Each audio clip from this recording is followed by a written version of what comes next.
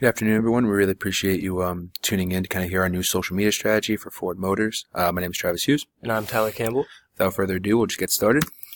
For the overview of Ford, first we highlighted main competitor, which is General Motors. We highlighted them as the main competitor because they are based out of Detroit, which is where Ford operates out of, and they both brand themselves as American-made and highlight their production in trucks. GM is similar to Ford because they're getting away from the passenger car market, and they're just going to focus on trucks and SUVs to try and cut costs and raise revenue, as they've been highlighted as the best sellers of the brand. The brand as a whole, Ford is ranked 35th on Interbrand, and they're the 5th brand in the world among car companies, following only Toyota, BMW, Mercedes, and Honda. Ford is 6th in total sales last year, and Hyundai, which is ahead of them, 5th overall, just had their lowest year, so Ford has the opportunity to jump them from 6th to 5th. Now for the business objectives, Ford has set a few, mostly in safety. The first one is to meet or exceed all regulatory requirements for safety. The industry has moved to safer vehicles, so it's relevant to the current industry, and overseeing powers of the industry set dates on when vehicles have to meet standards, so it's a timely objective which Ford should focus on. Another one they have is provide information and educational programs to assist in safe driving. Ford is trying to tackle this as it's very relevant. Ford has these programs active already in 41 countries with 41,000 participants, and even started a program for women drivers in Saudi Arabia, as they are attacking this head-on, which as they should. And lastly, a strategy they have is to pursue their electrification strategy. This objective is specific and very highlighted, as they want to have 40 hybrids and fully electric models on the road in the next 4 years. Ford's tackling this head-on as well, as they already have $11 billion invested into this, and they're really trying to make a difference. Now for the target audience, Ford has a differentiated strategy, as they have a slew of different people they target. Ford owns Lincoln, so they target luxury car users. They target millennials, as they have the Fiesta out, which is a top seller. They have truck owners, which is the F-Series is ahead of its class and is the top seller at $900,000. And they also have middle-class cars at the price range that everyone can afford. And for their social media usage, they're very prevalent on social media with 3.4 million followers on Instagram and over 1 million on Twitter and Facebook.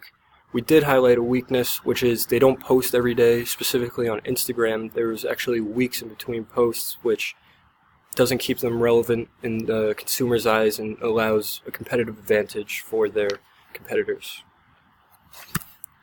Kind of just breaking down the social media audit per se. The company as a whole is very Twitter based. They usually consumer replies are their very large consumer engagement program. Any person that replies to them, they're like, oh, we'd love to see you behind a wheel of a Mustang, stuff like that. They have a great opportunity to not only continue that customer engagement, but also grow, maybe post some product, stuff like that. Consumers as a whole on Twitter, as I said, replying to the Ford company. But on Instagram, it's more of pictures of, their cars, what they're working on, and really, commenting on other Fords, really kind of building that, that Ford community, what we want to see.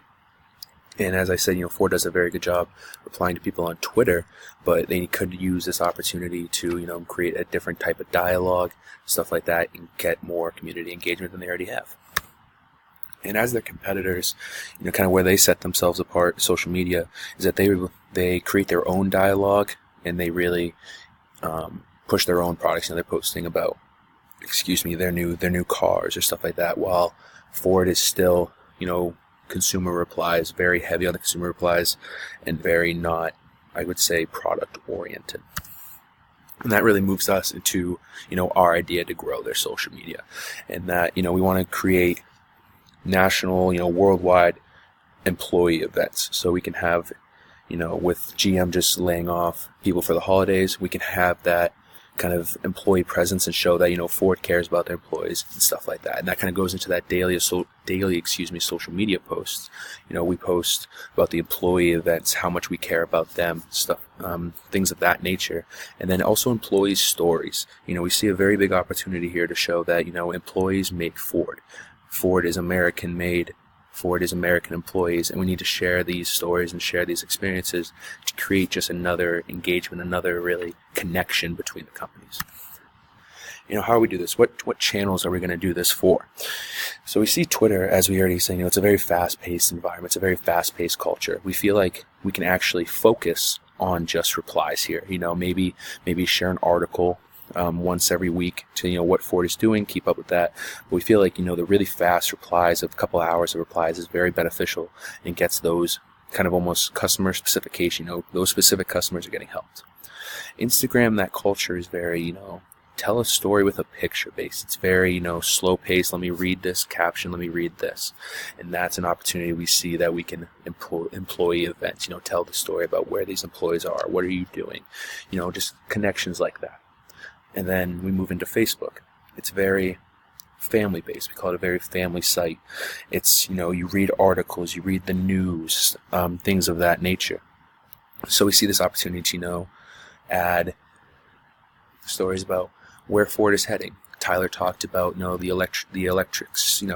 Where is the electric cars? Where is that going? Where has that been placed? We can share where Ford is and where Ford is going.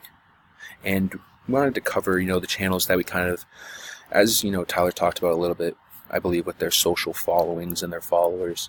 We saw these three as they already have a very strong, a very solid foundation with other sites as Pinterest, and it'll almost be like starting.